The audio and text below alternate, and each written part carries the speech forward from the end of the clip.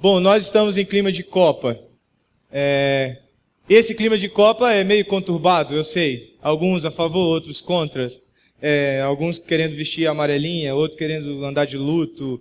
Bom, tem todo tipo de envolvimento, mas não há como negar que a época da Copa é uma época envolvente, mesmo que você se envolva contra ela, mas você fica falando dela, você fica criticando, e Copa vira o tema, não é?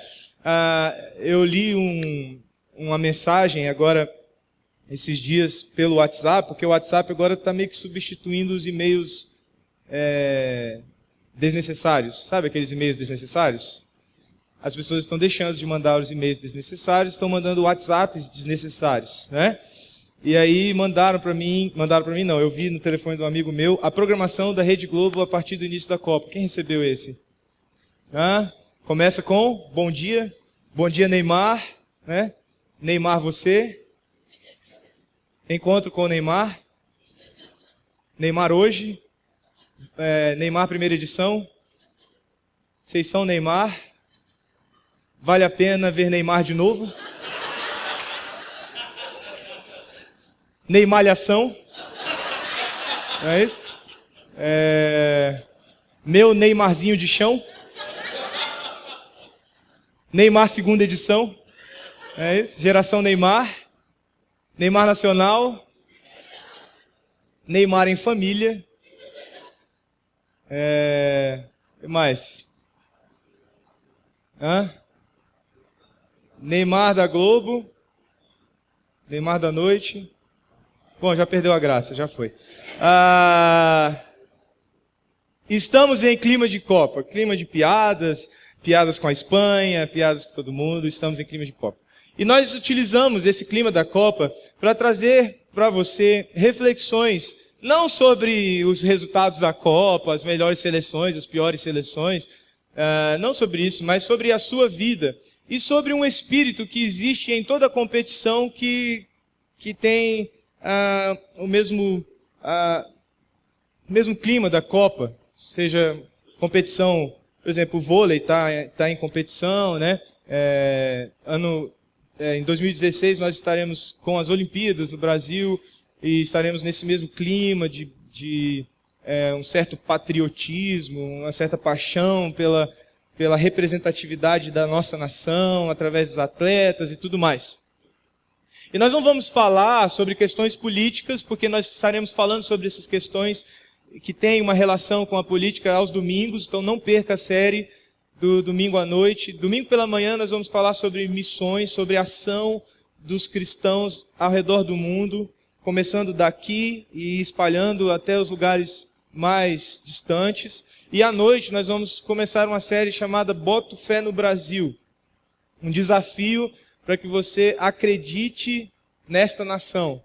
E acredite não só como um espectador que contempla a caminhada de um país, mas acredite porque você se responsabiliza, você entra no jogo, você entra na luta e assume sua posição de fazer o país ser melhor. E a gente vai falar sobre isso nos domingos à noite aqui na Terceira Igreja. E nos sábados à noite nós estamos trazendo uma reflexão mais particular. Você pensar um pouco sobre a sua vida. Esse clima de Copa, esse clima de competição nos leva a pensar nesse anseio que há inerente a todo ser humano, nesse anseio de dar certo. Eu sei que no meio evangélico, quando um pastor sobe e vai falar sobre sucesso, vamos supor que a minha mensagem hoje tivesse o título O Segredo para o Sucesso. Aí alguns evangélicos mais antigos, mais críticos, né, eles já iam ficar com a cara torta e falar, o pastor está viajando, agora vai virar teologia da prosperidade, né, vai virar triunfalista, né, vai andar de braços dados com fulano, beltrano agora. Não.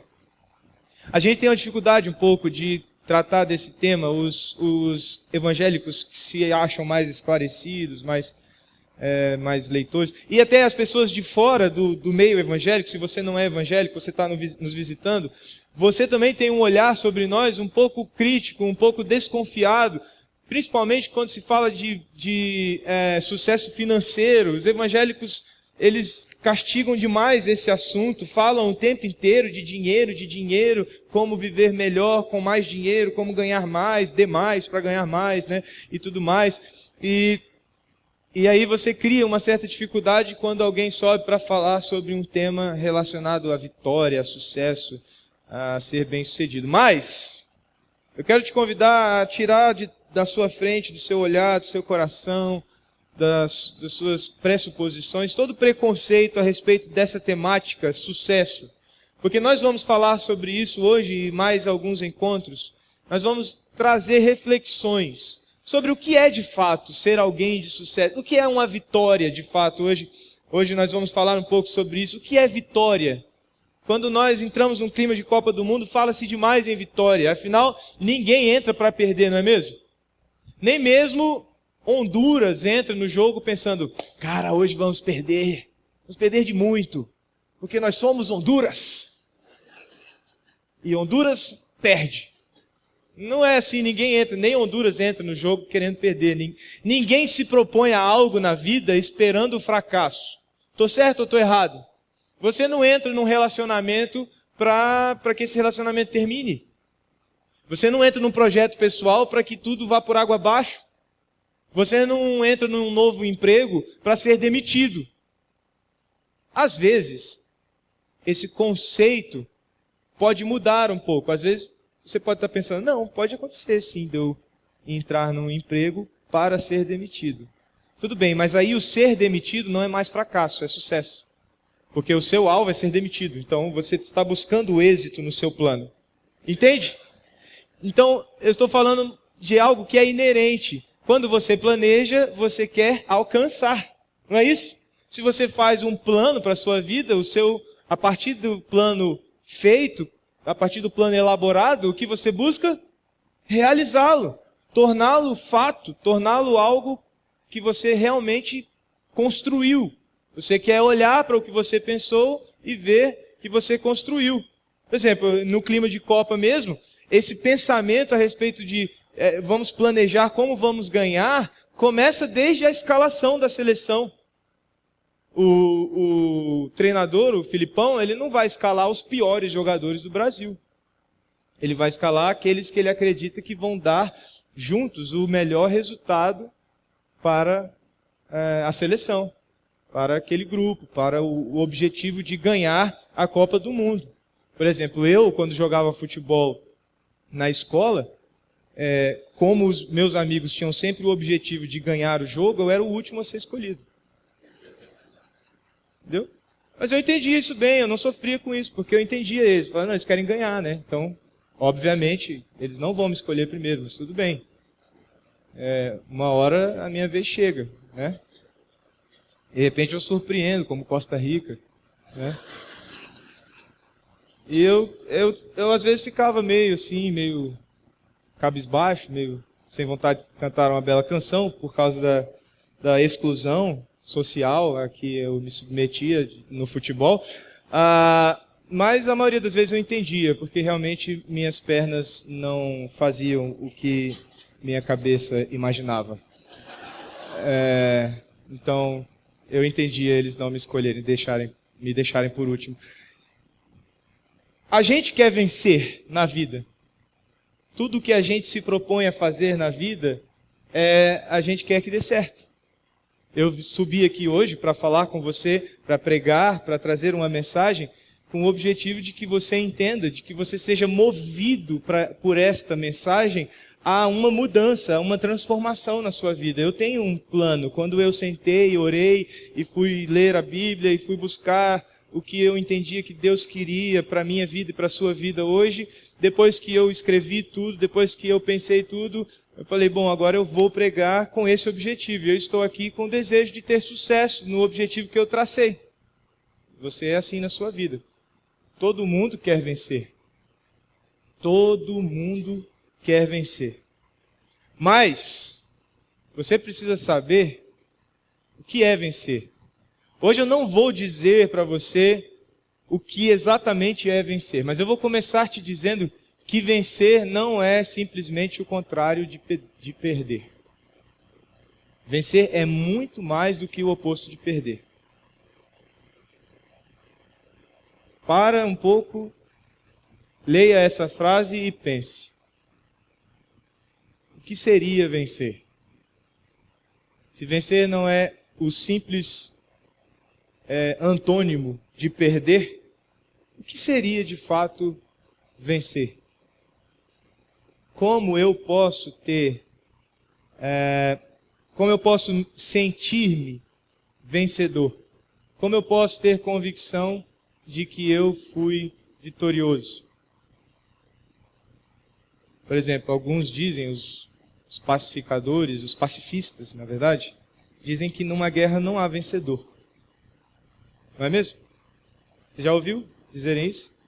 Em uma guerra não existe vencedor. Na história, nós temos a história contada a respeito dos que perderam e dos que venceram.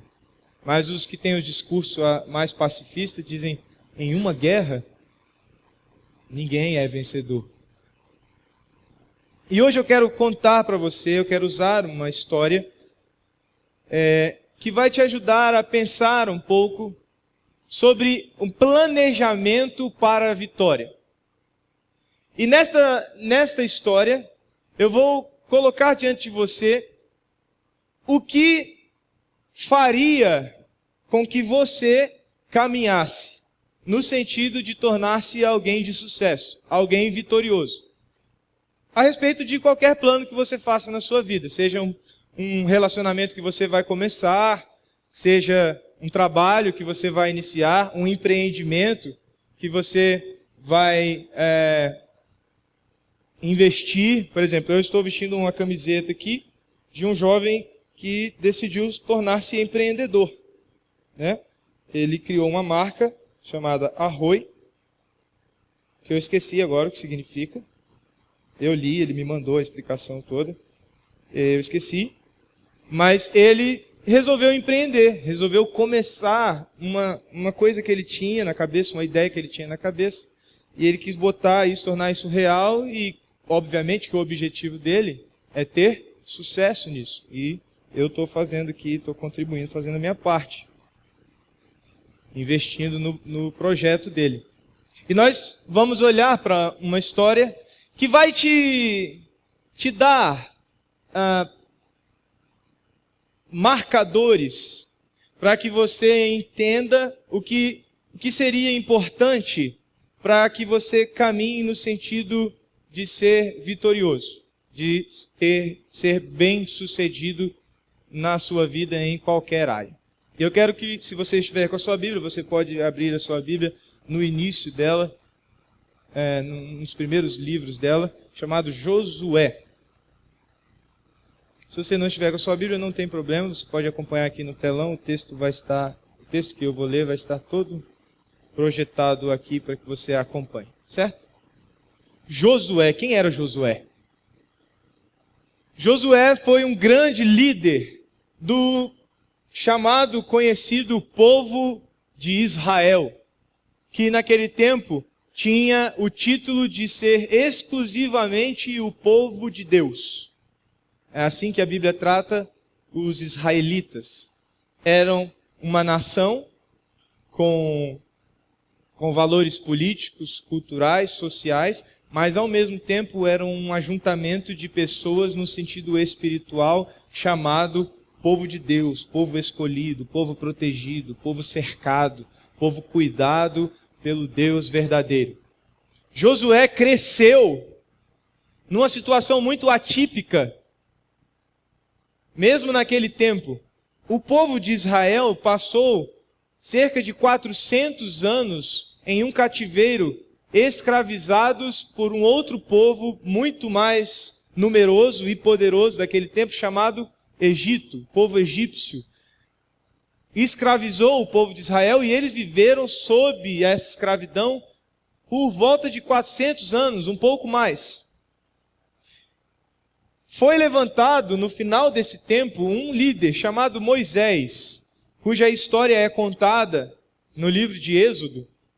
Ele é chamado, e a história dele é uma história muito interessante, se você quiser conhecer de uma maneira mais novelada do que na Bíblia, você pode assistir o desenho antigo chamado O Príncipe do Egito, é a história de Moisés. E Moisés cresceu no Egito e aos seus 40 anos ele teve a experiência de ser chamado por Deus para ser o libertador do povo judeu desta escravidão no Egito. E aí a história toda acontece, e ele consegue realmente libertar o povo, e eles vão em direção, atravessam o Mar Vermelho, naquele episódio fantástico em que o mar se divide, e eles passam entre duas paredes de água. Eles atravessam o Mar Vermelho e entram no deserto. E nesse deserto, eles passam 10% do tempo que passaram escravos, cerca de 40 anos. E é neste deserto que Josué nasce. Josué nasceu nesse tempo, no tempo do deserto. E Josué foi criado nesse clima árido, esse clima difícil, onde a comida era escassa, onde a água era escassa. Ele teve que criar casca mesmo, ficar casca grossa, virar um cara osso duro. E ele se tornou isso mesmo, um homem osso duro, um guerreiro, um cara de raça, de muita força.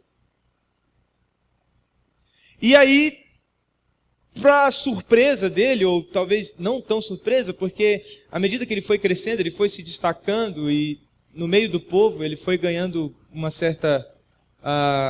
certo reconhecimento. E o que aconteceu é que no dia em que Moisés morre, Deus vem até Josué, aparece para ele, não visualmente, mas fala com ele, não sei se em voz audível, ou se fala ao seu coração, mas a Bíblia narra que Deus fala com Josué. E ele diz para Josué: Josué, meu servo Moisés morreu, está morto, e agora quem vai liderar o povo até o lugar que eu prometi que este povo se instalará permanentemente, é você que vai liderar. É você que vai levar este povo até lá. Agora, Josué não era tão experiente. Josué era jovem. Eu não sei exatamente que idade. Mas para aquele tempo, se ele tivesse 40 anos, era considerado um jovem. Naquele tempo. Moisés, por exemplo, ele foi chamado com 40 anos. Mas Moisés só assumiu a posição de libertador do povo de Israel quando já tinha 80 anos. E morreu aos 120 anos. Então, foram mais ou menos 80 anos que Moisés liderou o povo e conduziu o povo de acordo com a vontade de Deus. Com uns errinhos aqui, outros ali, mas resumidamente ele era um bom líder. Um líder a ser seguido mesmo. Um líder inspirador. Um líder que cativava. Um líder que inspirava confiança. Um líder com L maiúsculo. E aí Josué aprendeu a seguir Moisés, aprendeu a ouvir a Moisés, aprendeu a confiar nas decisões de Moisés, aprendeu a, como o restante do povo, olhar para Moisés como nosso grande libertador. De repente Moisés morre e agora Deus fala: Josué, você agora vai terminar o trabalho do grande líder Moisés, o meu servo Moisés. Como você acha que Josué se sentiu? Como Honduras na Copa do Mundo. Certo? Não sei se estou preparado para vencer, né? este desafio. Não sei se estou realmente preparado. Ele deve ter sentido algum medo. E Deus, sabendo disso, já foi direto ao ponto de tocar o seu coração e dar a ele as instruções que eram primordiais, que eram essenciais para que ele começasse essa jornada de tomar a frente do povo e levar este povo à tão sonhada terra prometida, que eles pensavam a respeito disso desde que saíram do Egito. E aí nós entramos então no capítulo 1 de Josué, a partir do versículo 6. Se você estiver com a sua Bíblia, acompanhe aí na sua Bíblia. Se você não estiver, acompanhe aqui no telão, nas TVs. Não sei se estão ligados, mas devem estar. Você pode acompanhar na TV. No versículo 6, depois de de Deus dar a introdução para Josué, dizer que Moisés havia morrido e que ele estava dando essa missão específica para Josué. Josué deve ter olhado assim, não sei se ele olhou para cima, olhou para o coração, eu não sei para onde ele olhou, mas o fato é que ele deve ter feito uma cara assim meio de: hã? Hã? Eu? Israel, Egito, Moisés, Mar Vermelho, maná, aquela comidinha que caía do céu, coluna de fogo, coluna de nuvem. Ele bateu numa pedra, saiu água. E eu vou substituir esse cara? E aí no versículo 6, Deus começa a dizer para Josué o que é importante para que ele encare esse desafio com a confiança de seguir vitoriosamente até o cumprimento da sua missão. Começa assim o versículo 6.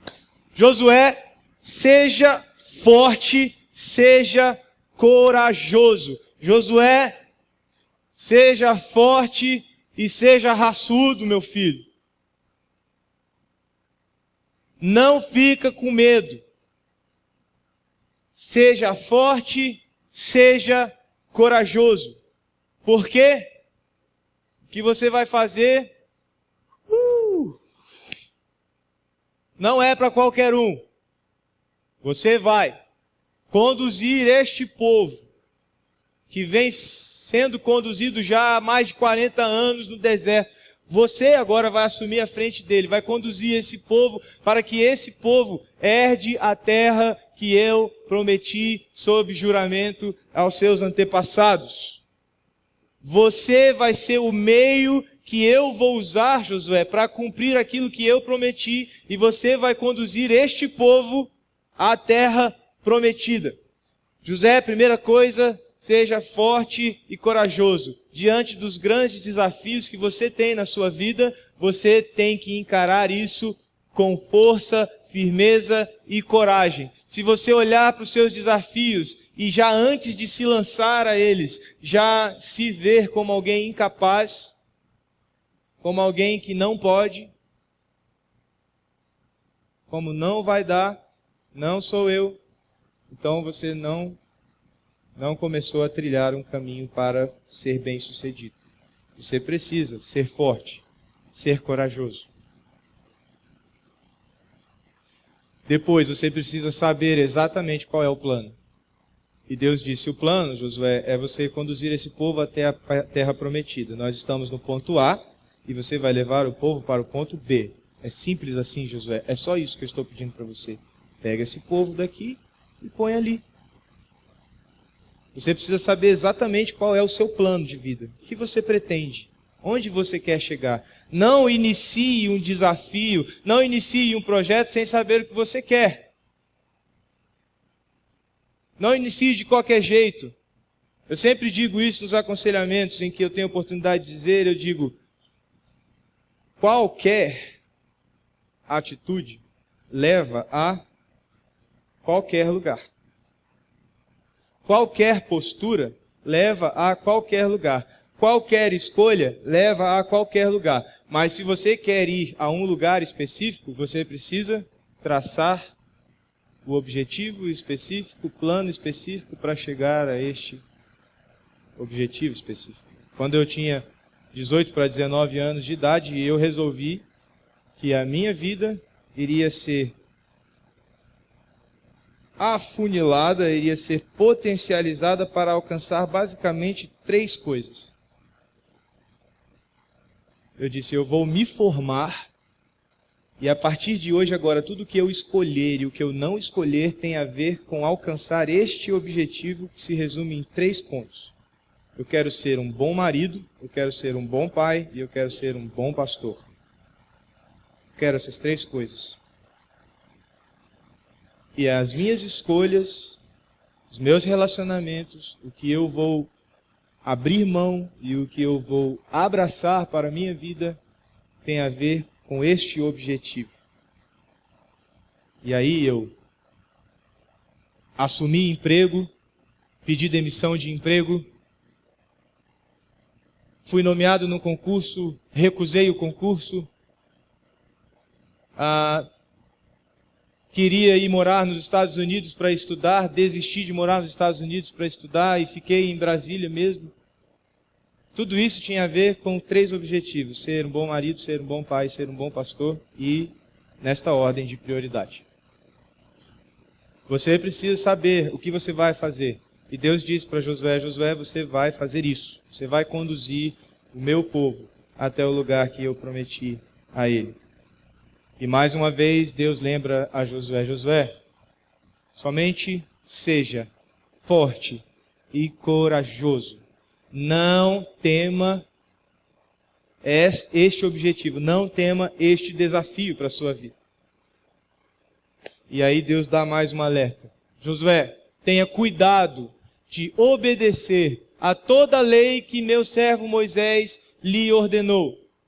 É esta lei, Josué, que vai te dar os parâmetros para que você torne a sua vida, o seu objetivo alcançado da melhor forma possível. Alguns gostam de olhar para a Bíblia e para Deus da maneira mais equivocada.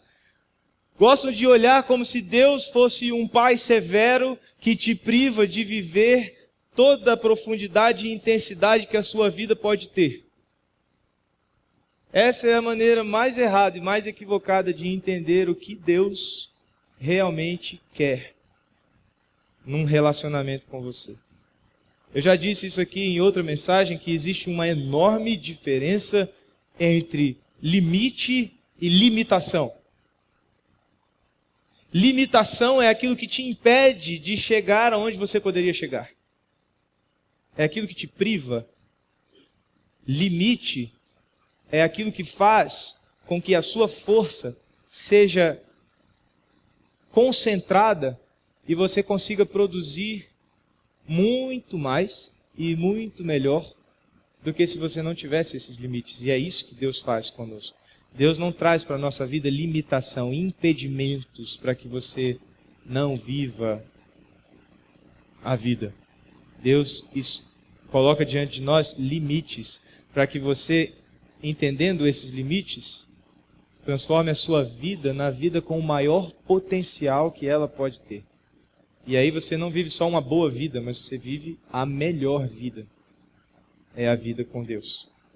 E aí Deus está falando para Josué: Josué, a lei que você conheceu através de Moisés, que Moisés ensinou a vocês, essa lei precisa continuar sendo preservada, precisa continuar sendo ensinada. E você precisa obedecer, se submeta a ela. Ela é o seu manual para que na sua caminhada, quando você tiver dúvida de qual sentido você vai tomar, ela vai te dizer: toma esse sentido, porque esse é o sentido que vai fazer da sua vida uma boa escolha, um bom caminho, uma boa direção. E Deus ainda acentua isso, dizendo: não se desvie deste manual, não se desvie nem para a direita, nem para a esquerda, para que o quê? Para que você seja bem-sucedido, por onde quer que você andar. Tudo que você fizer, se você estiver dentro dos limites, dentro dos parâmetros que eu pré-estabeleci, sua vida não será só uma vida boa, uma vida a ser admirada, uma vida a ser destacada. Não, a sua vida será a melhor vida que você vai poder viver. Você vai se encontrar não simplesmente com a sensação de vitória, mas você vai se encontrar com a sensação de fazer exatamente o que você foi feito para fazer. Em 2007, eu pedi licença do meu trabalho, porque esta igreja me convidou para, como estagiário, como um teste, liderar a juventude da igreja. No final de 2007.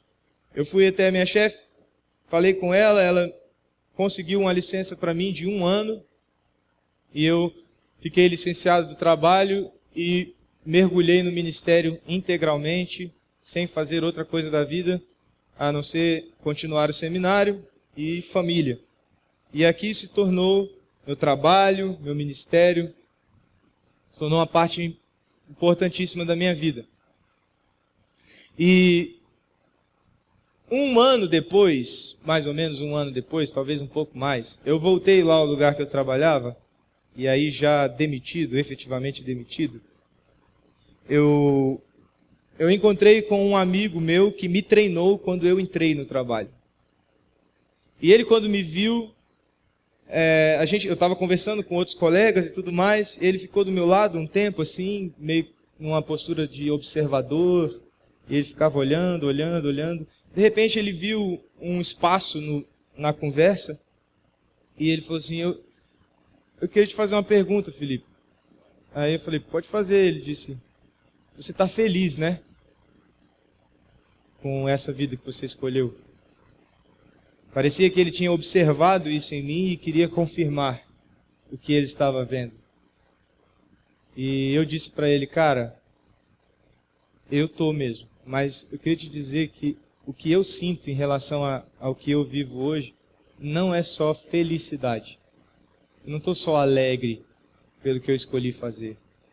Você sabe, eu tenho uma sensação clara, assim, irrefutável, assim, insubstituível, inegável, de que eu estou fazendo exatamente o que eu fui criado para fazer. Não sei se você já teve essa sensação, mas aquela hora eu disse para ele, eu não estou só feliz, eu estou encaixado num plano cósmico a respeito de mim. É essa a sensação que eu tenho. Num universo de possibilidades infinitas, eu me encontrei com a alternativa correta, com aquela que era realmente o que eu tinha que escolher. É essa a sensação que eu tenho. E o que Deus está falando para Josué é, Josué, se você conhecer esta lei, meditar nela dia e noite, conhecer a minha vontade, conhecer os meus preceitos, conhecer os meus limites, você vai fazer com que a sua vida encontre-se com o máximo do potencial que ela pode ter. Você vai ser, cara, bem-sucedido por onde quer que você andar. O salmista disse isso no Salmo 1. Fala sobre o homem que medita na lei do Senhor dia e noite, e diz que este homem será bem-sucedido em tudo que fizer. Ele será como uma árvore plantada à beira do rio, que dá o fruto sempre no tempo certo. É o que o salmista diz no Salmo 1, primeiro salmo. É o que o apóstolo Tiago diz lá no finalzinho da Bíblia, quando ele fala que o homem que medita na palavra, o homem que lê as Escrituras e torna esta leitura algo vivo em suas escolhas, em seus relacionamentos, em suas atitudes, é um homem sábio e tudo o que ele faz prospera. É o que o apóstolo Tiago diz. E é o que Deus está dizendo para Josué. E Deus continua dizendo a ele, não deixe, Josué, de ensinar também, porque não só você, Josué, foi criado para ser bem-sucedido, mas todos os que estão ao seu redor também têm em si esse desejo de encontrar-se com a vida no maior potencial que ela pode ter. Então, Josué, não deixe de falar as palavras deste livro, ensine-as, medite sobre elas, de dia, de noite, para que você cumpra fielmente tudo o que nesta palavra está escrito. Só assim, só então, os seus caminhos prosperarão e você será bem-sucedido. E aí, mais uma vez, Deus diz, Josué, seja forte, seja corajoso.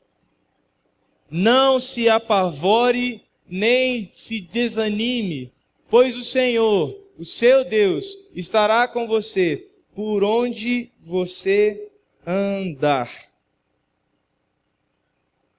E aqui entra o real segredo de uma vida de sucesso. Eu comecei dizendo para você que você precisa ser forte, ser corajoso, e é o que está escrito ali, é o que Deus disse para Josué. Você precisa conhecer bem o seu plano, o seu objetivo, você precisa saber exatamente onde você quer chegar. E você precisa conhecer também, de maneira bem específica, o manual que vai te conduzir até esse destino.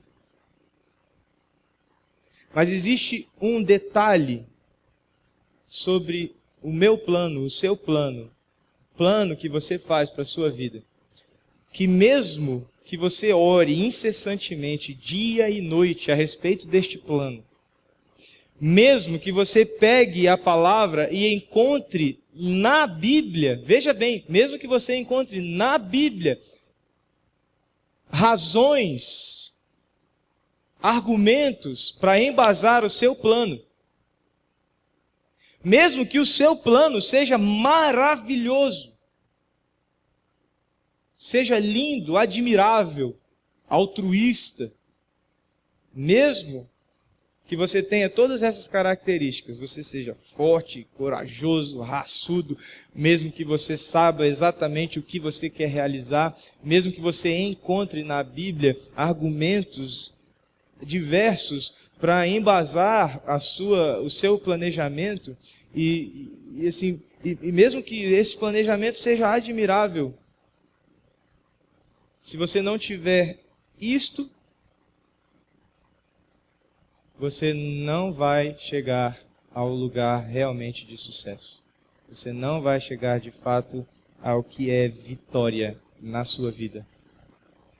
E esse detalhe eu pulei de propósito no texto. Se você estiver com a sua Bíblia aberta, você deve ter pensado, ele esqueceu disso, mas eu não esqueci. Deus faz uma pergunta para Josué, que é uma pergunta retórica para Josué, mas hoje eu não estou fazendo essa pergunta para você retoricamente, eu estou usando a pergunta retórica de Deus para Josué e trazendo essa pergunta de fato para que você responda a ela. Não precisa responder para mim, mas você responda aí. Deus pergunta para Josué, Josué, não fui eu que lhe ordenei? Josué, do que você tem medo? Que dúvida você tem? Josué, quais são os seus receios? Você não sabe, Josué, que fui eu que te ordenei? Essa é uma pergunta retórica, mas eu quero fazer essa pergunta para você. Não importa quão bom seja o seu plano, quantos argumentos você tem, até bíblicos, para embasá-lo. A pergunta é, foi Deus que te ordenou? Porque o que acontece muito na nossa vida é que nós fazemos planos e convidamos Deus para eles. Eu quero ser isso, eu quero ser aquilo, eu quero alcançar isso, eu quero alcançar aquilo. Eu vou namorar com ele, com ela, eu vou casar com ele, com ela, eu vou.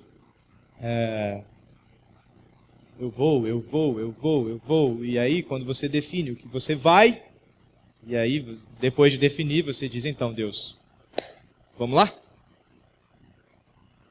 Está comigo? Vamos comigo? Vamos realizar meus planos?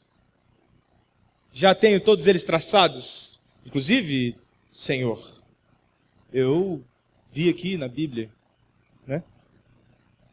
Existe um cara que queria encontrar a resposta na Bíblia para a vida dele. Essa piada é tão velha. E ele falou assim, eu vou abrir a Bíblia e vou obter essas respostas. Ele abriu no texto que dizia assim, Judas foi e suicidou-se. Aí ele falou, não pode ser isso. Deus não quer isso para mim. Ele fechou a Bíblia. Ele falou, agora é valendo. Agora é valendo. Aí ele abriu a Bíblia de novo. Botou o dedo.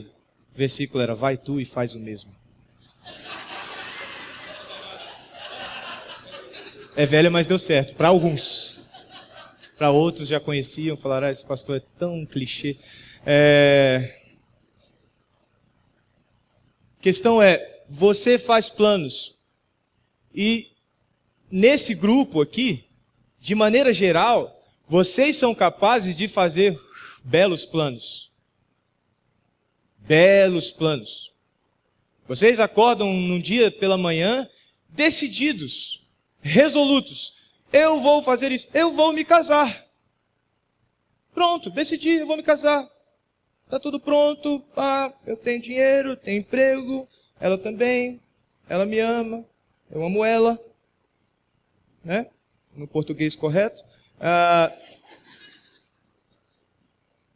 e pronto, nós vamos nos casar. E aí depois que vocês decidem, vocês sentam na beira da cama e super espirituais fazem, Deus, nós vamos nos casar, então abençoa. Abençoa esse nosso desejo. E aí vocês começam a esfregar uma lâmpada imaginária, como se Deus fosse o gênio de vocês, que fosse sair como uma fumacinha e falar assim, quais são os seus desejos, meu amo? Não. Deus fez uma pergunta retórica para Josué, disse, Josué, não fui eu que ordenei? Sabe o que quer dizer isso? Josué, acorda, cara. Resumindo, o que eu estou falando para você, resumidamente, Josué, é o seguinte, fui eu que inventei esse negócio todo de você liderar e de você conduzir esse povo, de você substituir Moisés, tal. Isso tudo é plano meu, não é seu. Fui eu que planejei, fui eu que desenhei a história para você chegar até este ponto, conversar comigo e eu revelar a você o plano que eu tenho para a sua vida. O plano é meu, fui eu que te ordenei. Então por que você vai ter medo? Por que você vai achar que vai dar errado? Por quê? Se fui eu que planejei. Com 15 anos de idade eu estava sentado no primeiro banco da igreja, ouvindo o pastor dar uma explicação sobre um fato inusitado na nossa igreja. Depois que ele terminou, uma coisa que não era muito assim emotiva, nada demais, uma explicação. Ele terminou de explicar, explicou algo muito importante para a igreja. E encerramos o culto e eu fiquei sentado naquele banco e eu comecei a orar. E uma oração normal de final de culto, Senhor, obrigado por este culto e obrigado pelas coisas que o Senhor me ensinou e eu quero estar pronto para viver essas coisas, eu quero botar isso em prática na minha vida a partir de hoje. E aí eu comecei a orar e aquela oração começou a ficar mais comprida do que o normal, mais comprida do que o normal. De repente eu comecei a chorar e comecei a tremer, meu corpo tremia todo e eu não sabia explicar e eu chorava e não conseguia mais falar, eu só conseguia pensar na oração. De repente a oração cessa e eu fico repetindo uma frase que estranhamente eu tinha a sensação que ela entrava na minha cabeça, mas eu não pensava. Eu não sei se você já teve uma experiência assim, mas uma coisa meio esquizofrênica, assim, meio... né? Sai daqui, quem é que está falando isso, né? E aquilo foi me tomando. Depois de alguns minutos, vieram algumas amigas minhas, na época, oraram por mim, porque geralmente mulher é mais espiritual do que homem, né? Homem vê homem chorando e fala assim, fresco. Mulher não, mulher vê chorando e vai lá, deve ser alguma coisa. Aí sentaram lá, oraram por mim e foram embora, porque não tinha o que fazer, eu só chorava. Passou um tempo, eu senti meu pai do meu lado, minha mãe, meu pai obviamente já estava chorando também, sem nem saber o porquê. Meu pai é assim. E aí eu senti a presença do meu pai, da minha mãe, da minha irmã, do meu irmão, minha família já estava toda ali preocupada. O que está acontecendo com esse menino? Não para de tremer e chorar. Ele está em colapso. E daqui a pouco veio uma irmã da igreja, orou por mim, orou de uma maneira estranha, eu nunca tinha ouvido uma oração daquela, parecia japonês. E aí ela terminou de orar e eu ouvi ela explicando para as pessoas, não se preocupem, é Deus que está falando com ele. Aí eu pensei, pô, Deus, está me zoando, né? Porque esse clima aqui não é legal. Não, eu não pensei isso, estou brincando. Mas acho que eu pensaria se eu tivesse condições de pensar naquele momento. Aí veio o pastor da igreja, orou por mim. E depois que ele orou por mim, passou. Eu me acalmei. E aí ele disse para o meu pai, eu sei o que está acontecendo com ele. E aí ele virou para mim e falou, eu sei, Felipe, o que está acontecendo com você. E eu disse para ele, eu também sei. E aí eu olhei para o meu pai e falei, pai, Deus me chamou para o ministério. Eu vou ser um pastor. Eu nunca tinha pensado nisso na minha vida. Meu pai fez questão de não incentivar isso em momento nenhum, porque ele era filho de pastor. E ele sabe que essa vida não é fácil. Mas aquela noite, de repente, algo invadiu a minha mente, o meu coração, e invadiu de tal forma que eu não conseguia mais me ver sem aquilo. Aquilo passou a ser eu, e eu passei a ser isso. Eu não planejei, eu não sonhei. Eu tinha 15 anos. Que garoto de 15 anos, em sã consciência, diria, eu quero ser pastor? Não, eu quero ser jogador de futebol, eu quero ser Cauã Raymond, eu quero ser, sei lá. Mas não pastor. Quero ser o caçador. Não diria isso, mas eu disse.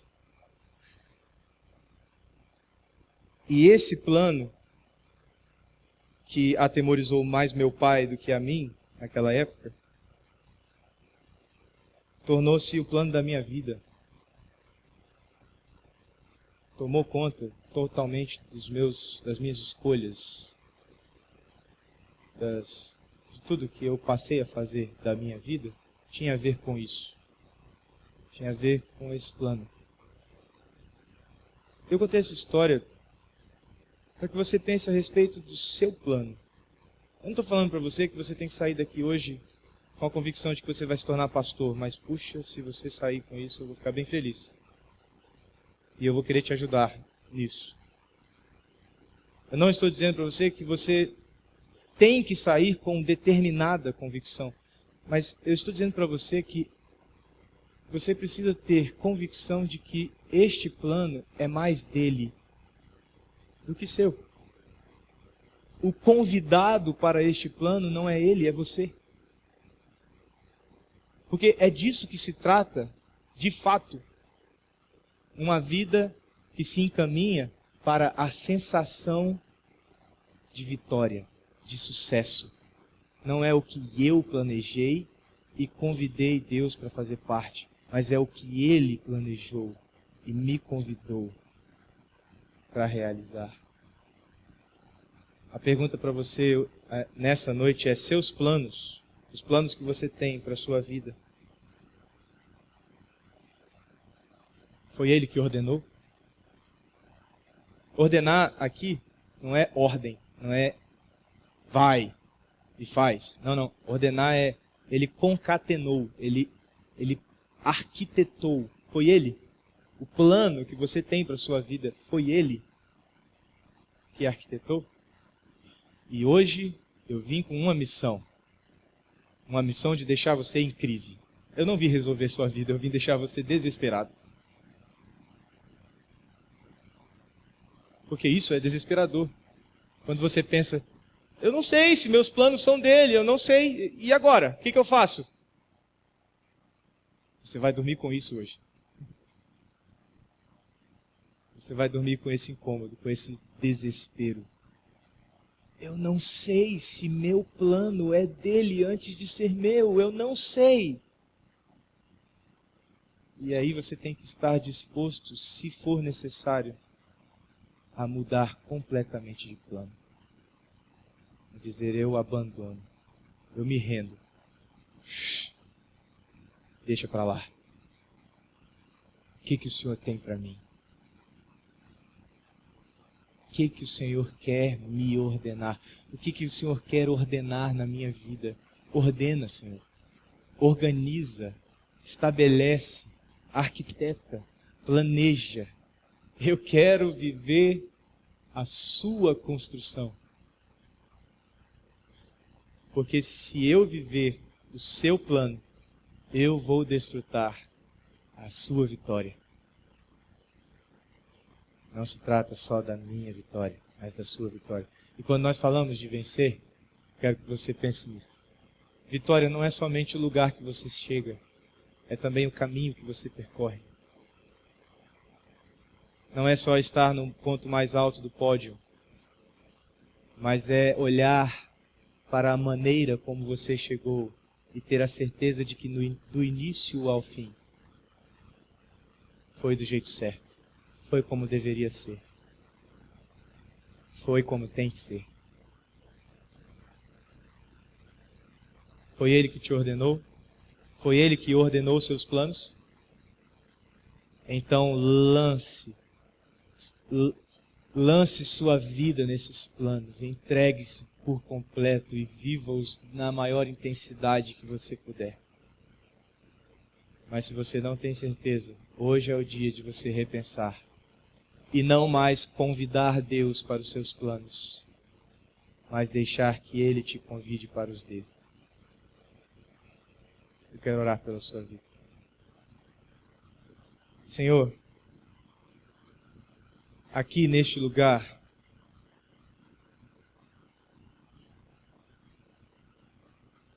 estão reunidos tantos planos, tantas expectativas, tantos desejos de sucesso, de ser bem-sucedido, ser alguém vitorioso. Nós todos somos nisso muito parecidos, diria até iguais. A gente, Deus, só entra em projetos para dar certo.